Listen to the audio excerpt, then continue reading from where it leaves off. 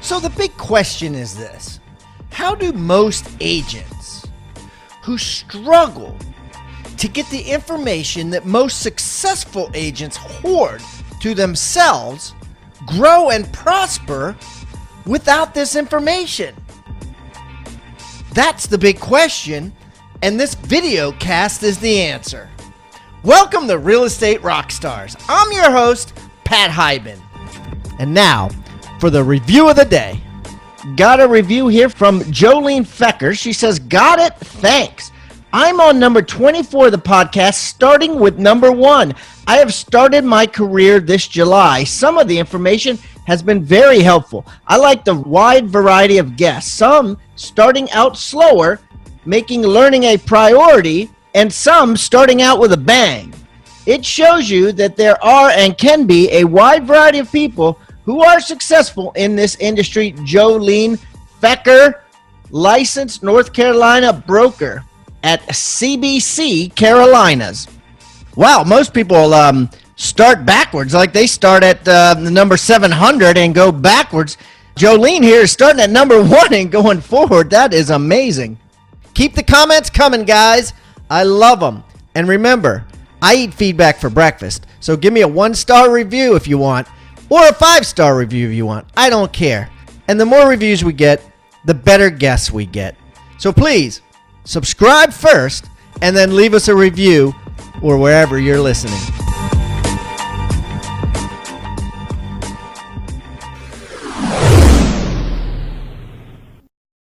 I got a faraway guest today.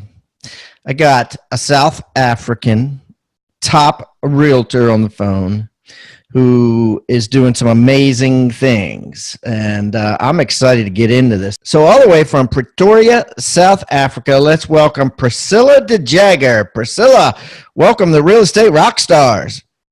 Hi, Pat. It's great to be on the show. Hey, Priscilla, why don't you introduce yourself and tell everybody where you're from so they can get to know you better. So my name is Priscilla. We pronounce the surname as de Jager, I think, for the Americans. In our language, it would be de Jager, funny enough. So I always say the reference would be like Jägermeister, in a way.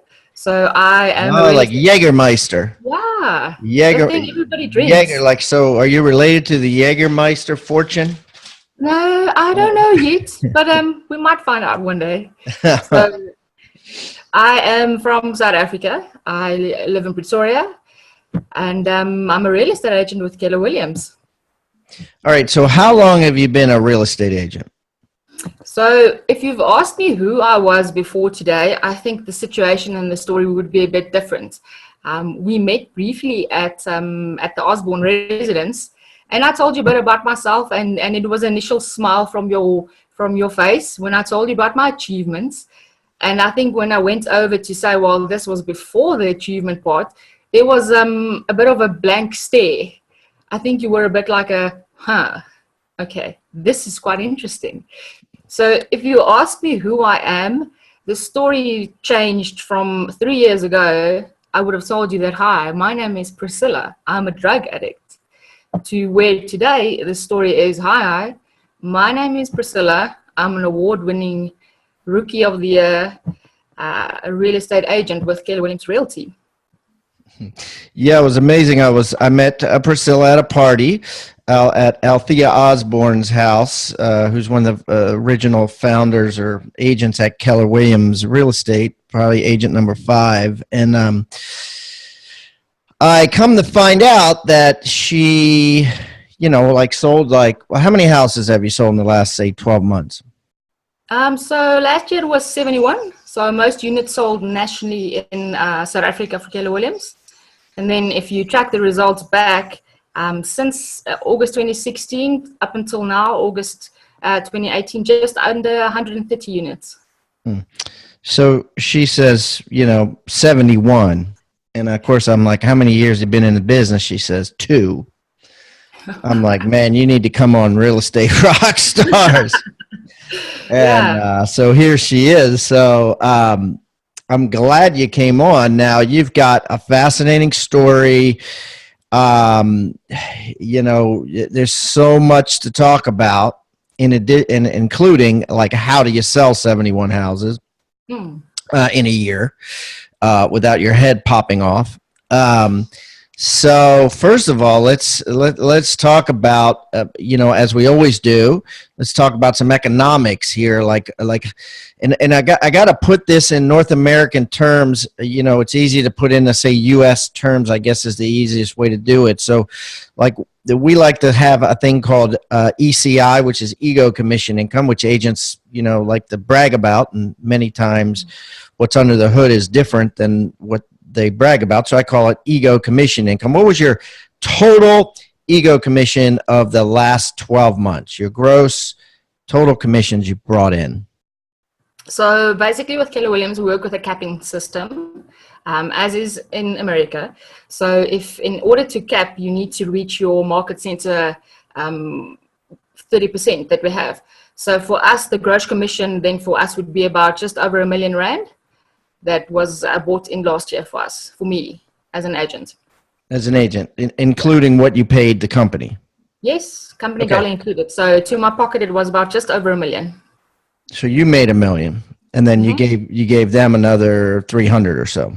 Yeah, we like to give money away. Okay, so 1.3 million, and what does that mean? Like, convert that for me to like US. So with the difference in currency, South Africa is known for a lot of things, especially the fact that we have a very weak currency. So currently the rand exchange towards the dollar is 1 to 14.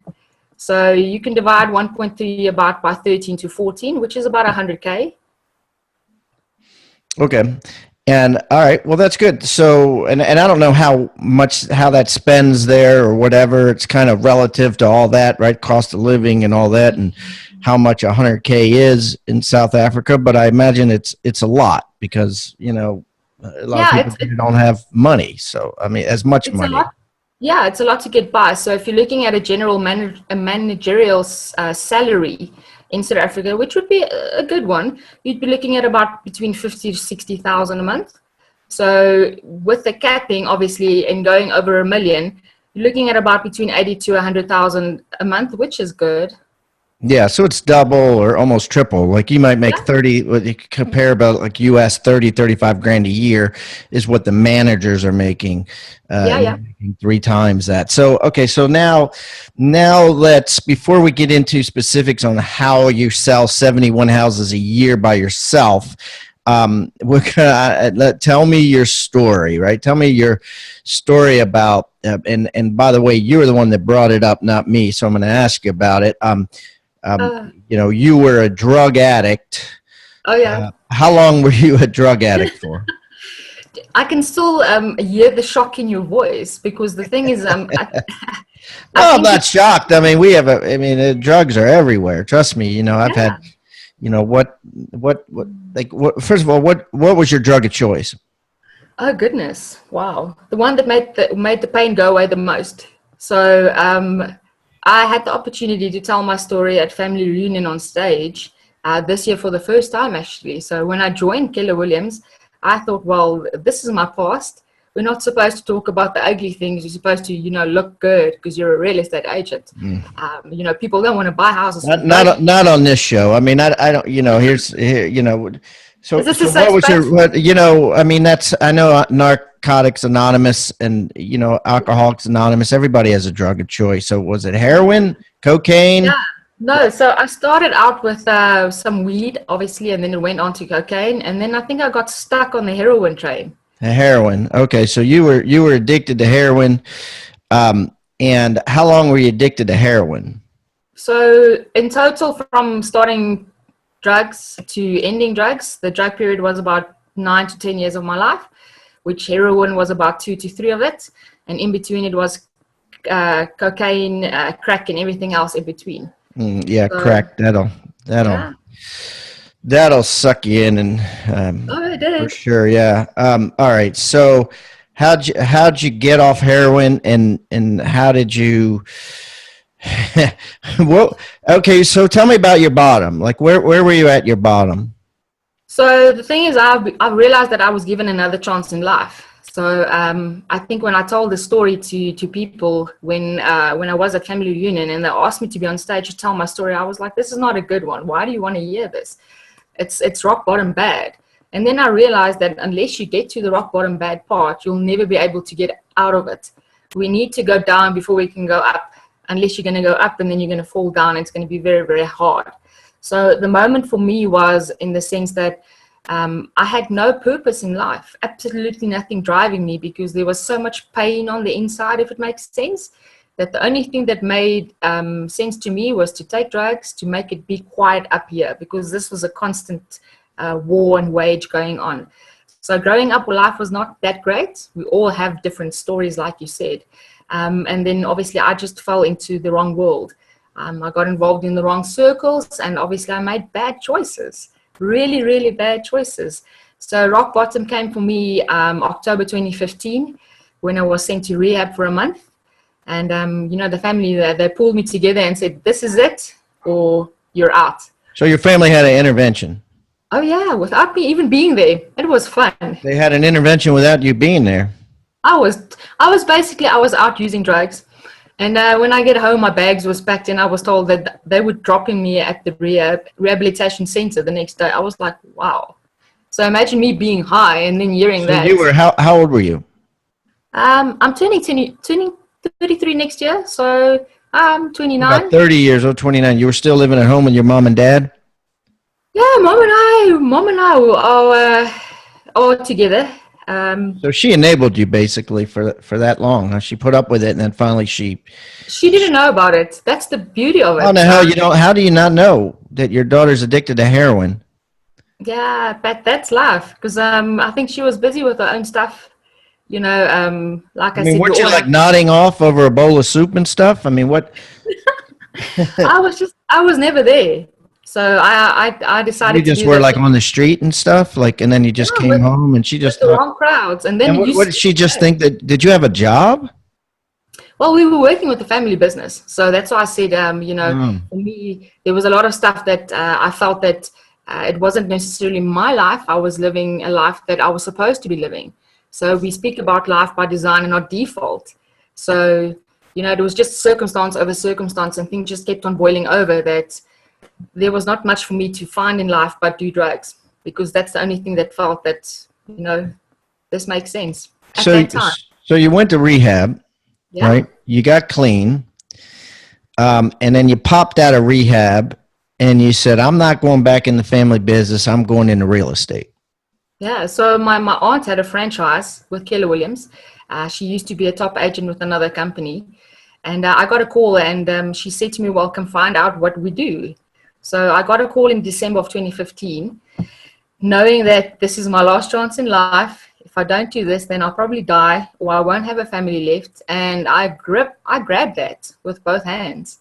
I went in not knowing what real estate is, what I can achieve, and what it will mean to me ultimately one day.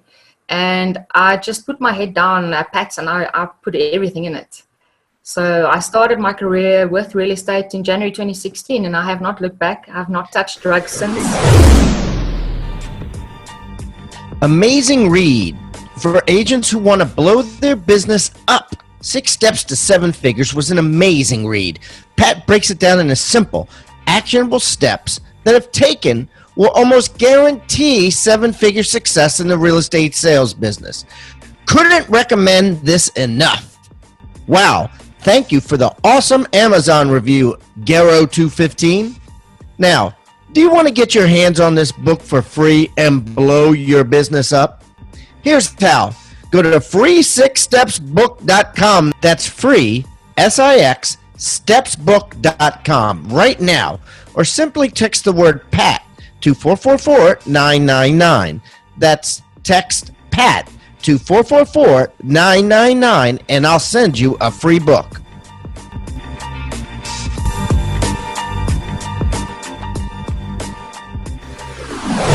And you haven't touched drugs since, which is key, right? But you've sold 131 houses, so obviously success is your drug of choice now. How'd you sell your first house? It's quite funny actually. So when we started, so Keller Williams in South Africa is about 6 years old now. So when we look at the American version of Keller Williams, it's amazing what you guys have. We don't have bold, we don't have coaches, we don't have all of that stuff, and we are going to get there. But I started with Ignite, and then I'm like, wow, this is interesting, this is fun. I can meet people and I can make money. So I found, like you said, I had a new drug of choice, which became the passion for seeing how I can actually make a difference. Because all I did for so long was destruct and destroy, that when I saw that I can do something good, that became my fuel and my passion to drive me towards getting the success. So the first sale came after the first course of Ignite that I took in April, and my first closing was in August of 2016. Where'd it come from? Like, what was the source? How'd you find that? We do lead generation in South Africa. So we don't have paid leads. We can't purchase leads. So we canvas and we cold call. In South Africa, we can't door knock. You were just calling? Did you call people that you went to rehab with? Did you call people that you in the family business? Like, who were you calling? So when you join the company, they tell you to call all your mates. For me, my mates didn't want to know me because I was a drug addict. So that plus they were drug addicts too, so they probably were broke and they couldn't afford a house. So it was purely a sense of that. I just I went and drove down the road. I saw a complex, pulled the statistics for the complex, and I started calling into it. And I said, well, I'm an agent. I'm new in the area. Would you like to know what your property is worth? I can come over for a consultation. And when it comes to face-to-face value, it's a lot easier to persuade them to give you the business.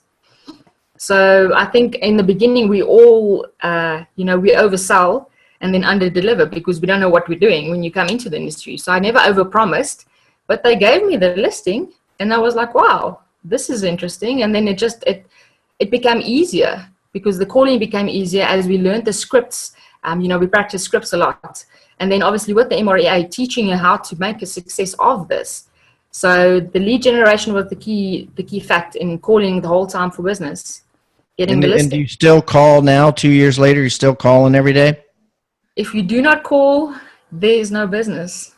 I think that's what a lot of agents forget. Even after 2 years, the only thing that has changed, Pat, is the fact that business now actually comes to me a lot easier than me having to go out to get the business. Mm-hmm. Because of my reputation and because of referrals coming in. So and so, like, how many hours are you calling a day continuing now, or are you just trying to juggle all these? I mean, 71 sales in 12 months is about 6 a month. So yeah, I mean, how hard is it? I don't know what it's like in South Africa, but I imagine there's some sort of process after you sell. You still got to work, right? I mean, like, yeah. How hard is it? Number one, how do you fit the time in the prospect? And number two, how do you juggle 6 deals a month and still, not explode? Oh no, I was on burnout way into the year already. So the difference between America and South Africa is the fact that from contract to closing in America, it takes about, I think, a month, if not shorter. In South Africa, from contract to closing or registration, it's 3 months. We spend a lot of time with our clients. So I'm a very goal-driven person. So when I attended Family Reunion last year and I saw these people going up on stage for winning the most units sold, I was like, wow, I wonder how many that is, because you have to have a vision, you have to have a goal. It has to be up there. I need to see it every single day. How else are we going to chase it? So if it doesn't become plain in sight. So coming back to the 71, I didn't know how much I needed to sell. I just knew that because I'm new in the industry, I needed to have validity. I needed to be able to say that I have experience in sales. And for me, that wasn't a question of 71. It was just as much as I could do. The 71, it just became, the more I got, the more I wanted. It just felt that it was not enough. I was not satisfied with the status quo of saying, I need to sell 1 house a month. That was not good enough. Why did I join this industry to do 1 sale a month? I joined this industry to live a life of abundance and wealth. And how we do that is by working hard in the beginning and then seeing the results afterwards and the fruit that pops from it. So I did 6 a month, yes. I did not have an assistant. I still do not have a team. I'm a solo agent because in South Africa, we don't have teams yet. So basically, it was working from opening your eyes until we go to bed, 7 days a week, because I knew that I wanted to be the best. And in order to be the best, you need to work. So the work ethic is next to nothing. So I burned out about 3 times last year.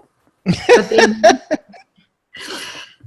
but you know, the cool thing, Pat, is when I capped and I did 71 sales, I took the whole December month off out of my business and I went and traveled to New York and Florida.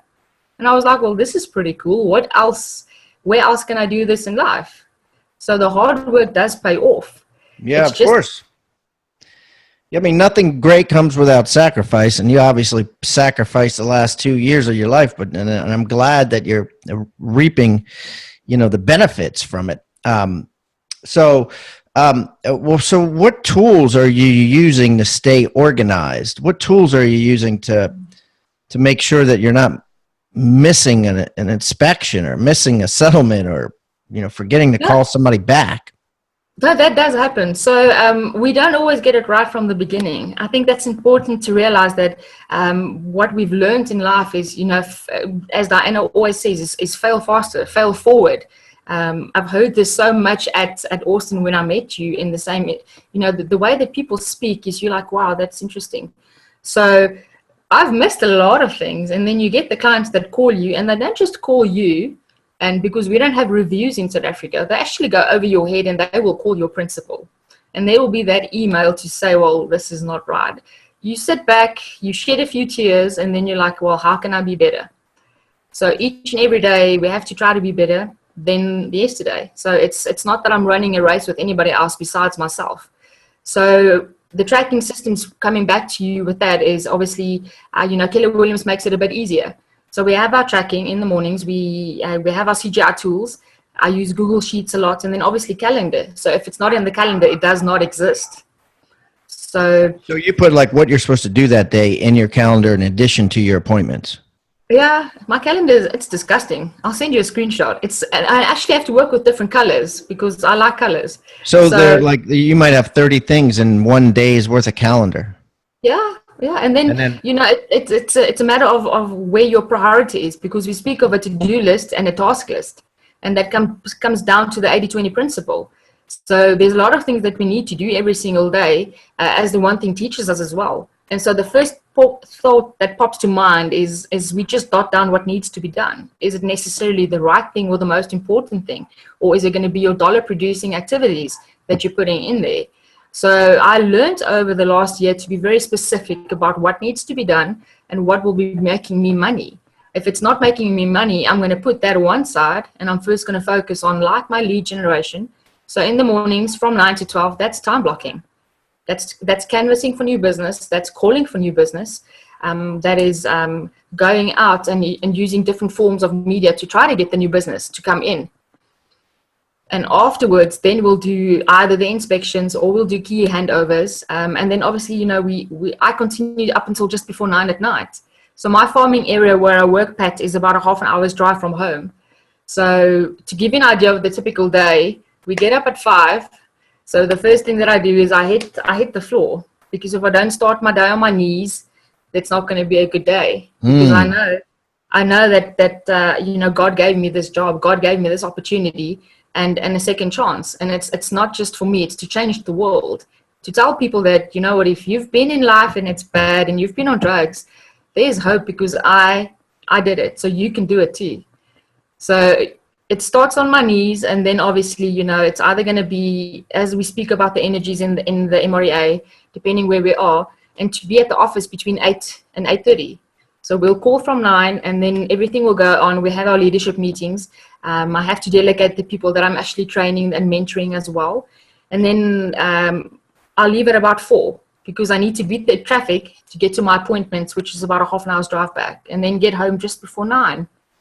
So you're banging out all your appointments after people get off work, and during the day, you're basically from 8 to 12, you're prospecting for new business. 12 to 4, you're keeping the business you have together, pending deals, that sort of thing. And then 4 to 5, you're driving, and 5 to 9, you're closing deals or meeting buyers or meeting sellers. You got it all figured out. It's basically a 13-hour day.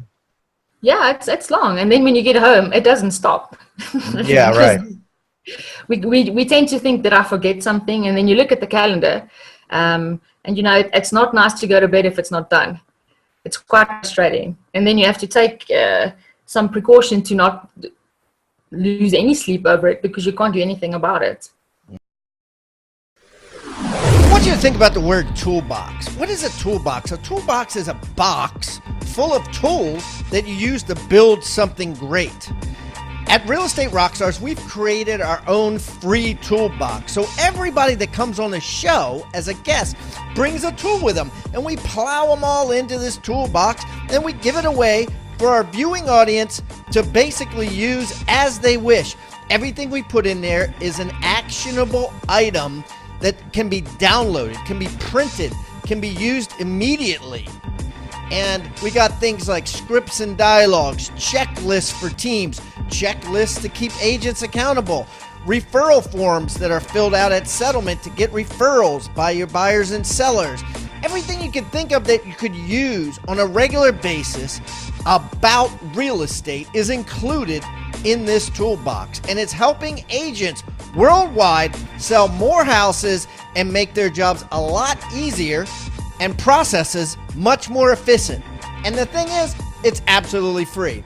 All you got to do is go to hibandigital.com/toolbox or text the word toolbox to 444-999. That's toolbox 444-999. Do it now.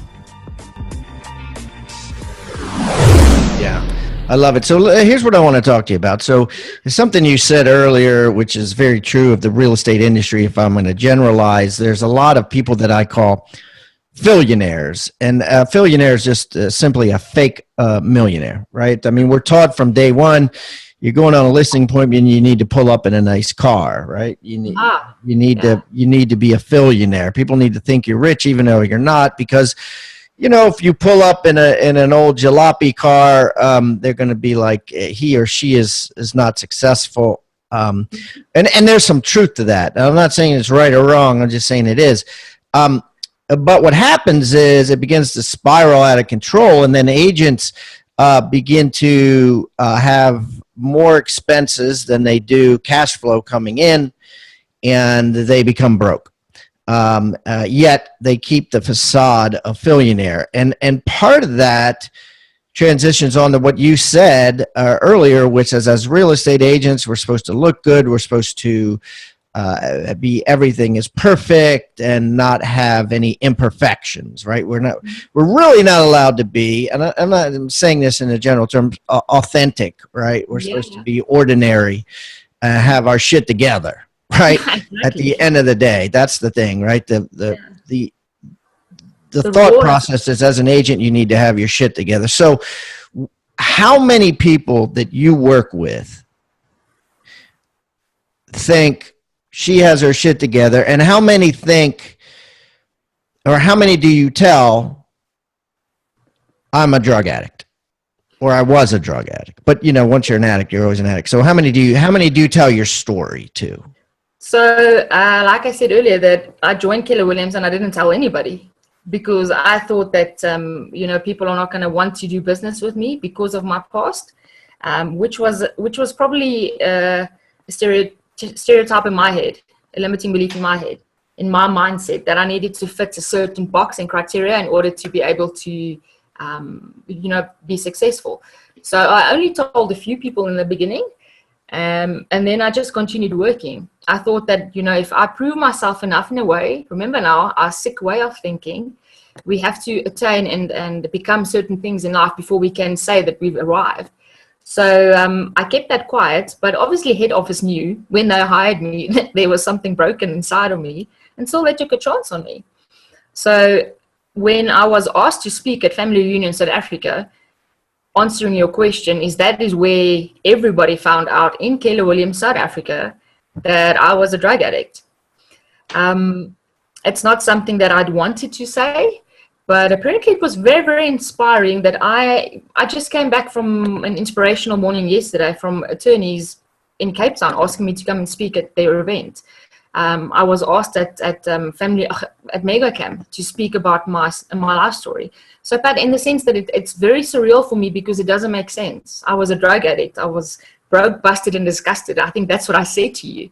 And it's not something that's big for me. It's the fact that God helped me through it. It's not me that achieved it. All I did was put my head down and realize that I have the second chance. So everybody knows about it now. And so do you think people like you more now that you're authentic? I don't think they ever really like me because we don't deny. You know what I mean? But you know what I'm saying? Like, do you think that people are more connected to you because you wear your imperfections on your sleeve, or do you think that you think you lose business because of that?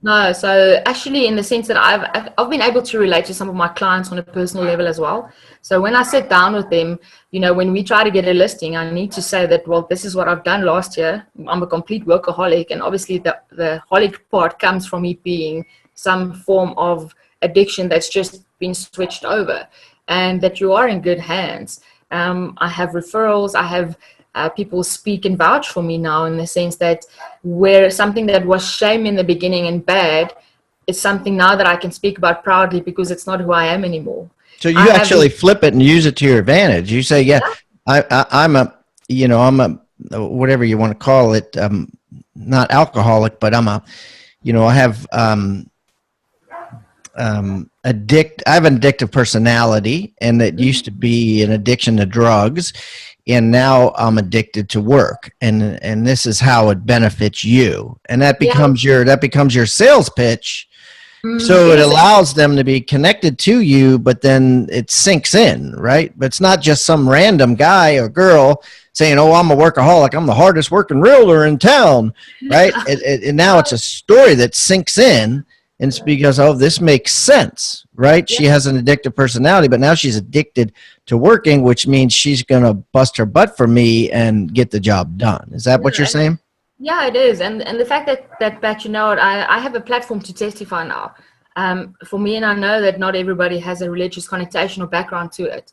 And this is where it touches my heart, because I know that each and every person, we are all here for a purpose. And on whichever level you are going to connect with me, I will be able to connect with you, in the sense that people, sometimes they lose hope in God, if this makes sense.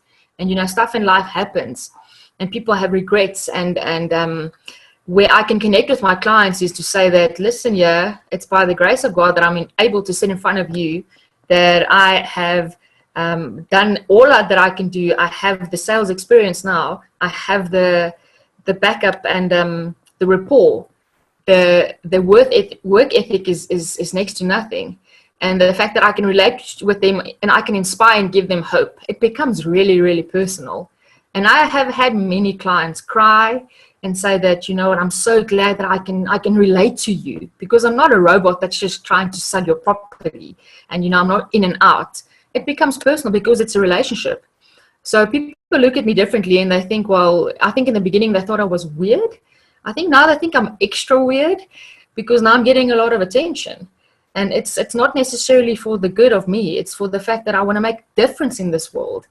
So to come back to your question, Pat, is I realized with everything that I went through in the last 3 years, with me being given a second chance, is that I want to help people.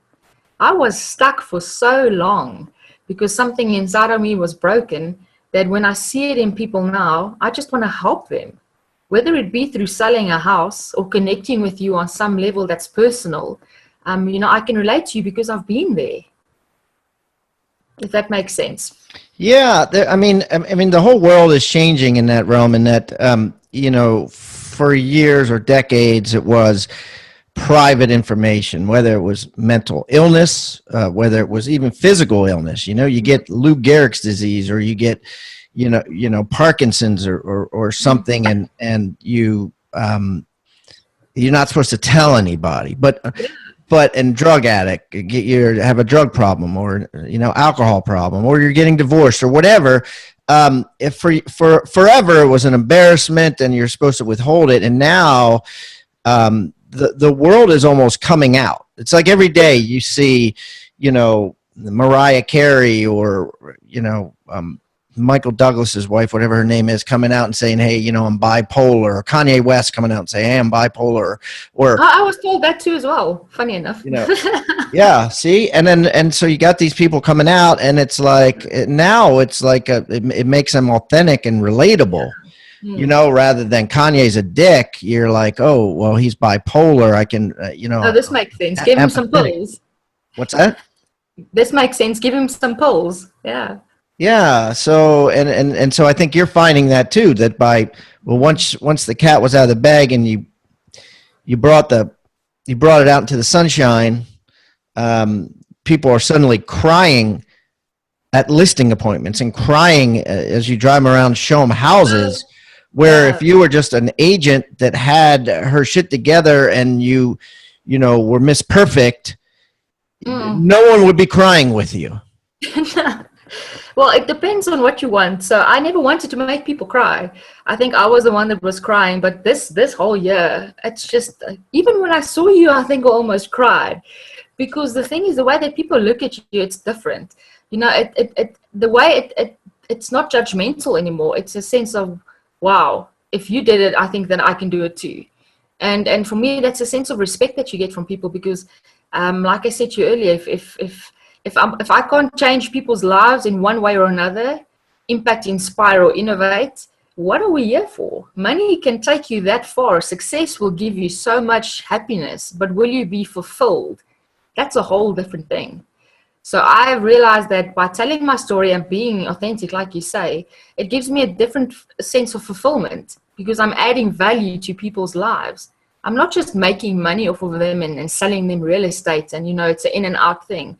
It's the fact that I have the ability now to impact somebody's life, to make a difference.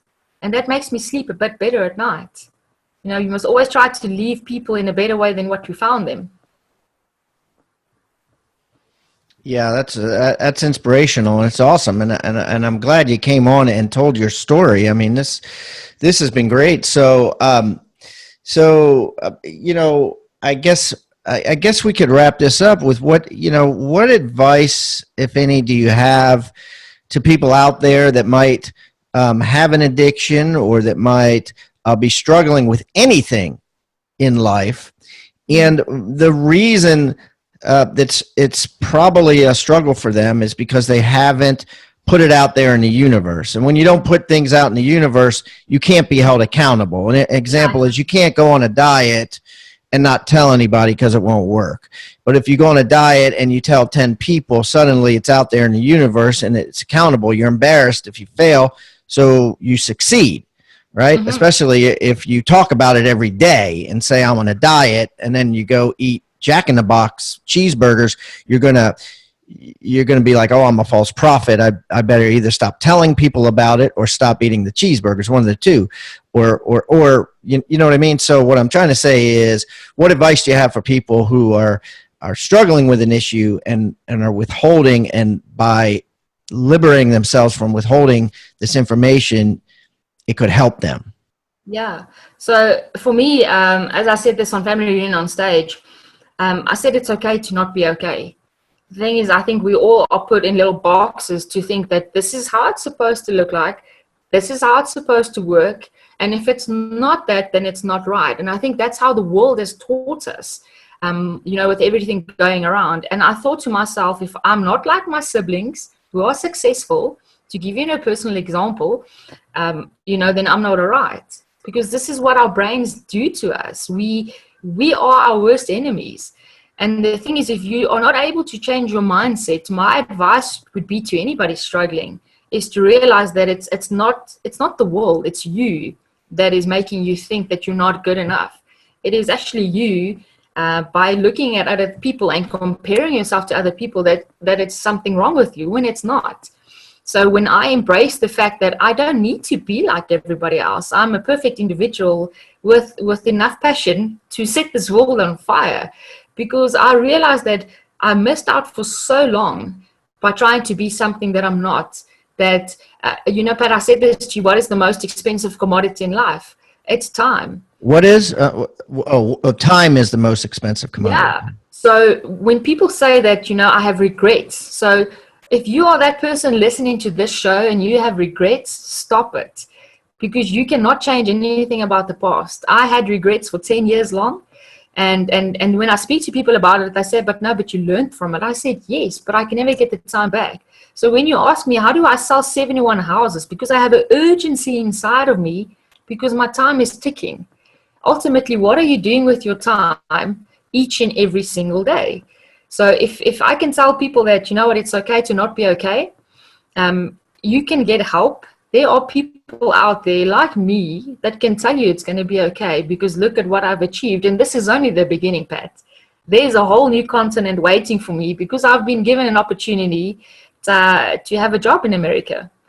So I'm going to come impact your continent now and make a difference because that is what drives me now is to see how people are able to relate with something and then within that take their masks off. My advice would be that it's okay to say, I'm not okay. It's okay to not fit the status quo and that you're going to be okay as long as you just actually embrace that within yourself and get your mind right because you are your own worst enemy. And I needed to realize that my mind was broken.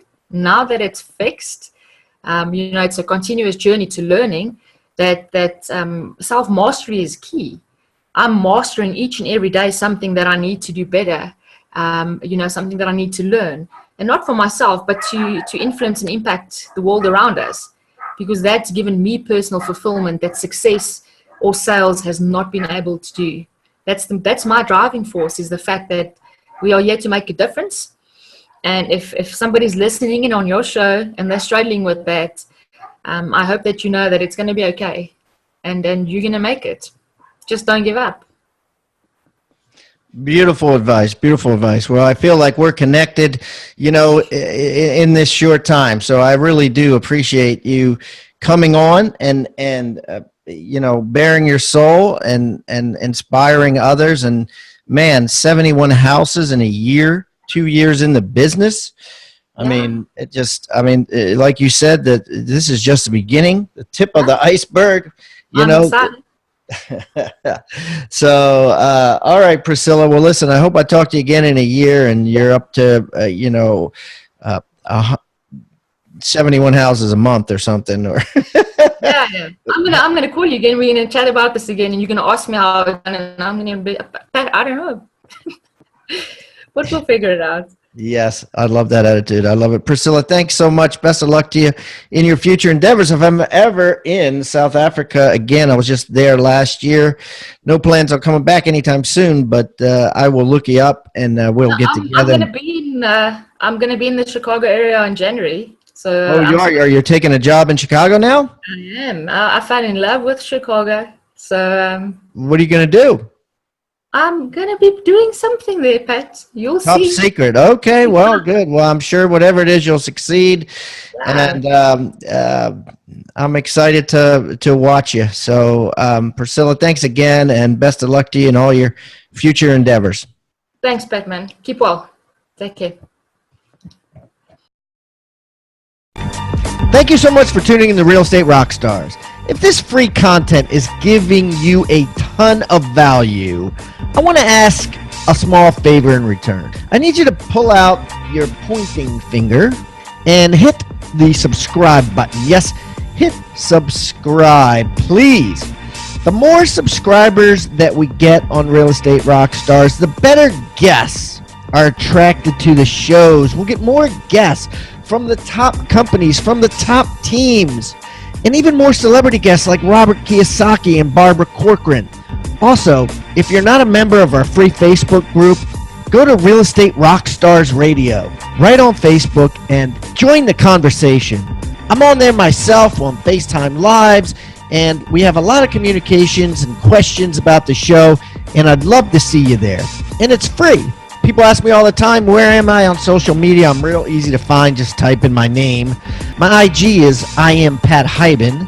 It is blowing up on Instagram, adding tons of subscribers, and I'm on there probably twice a day. So definitely follow me on Instagram, as well as everywhere else. Thanks again for listening, and keep rocking.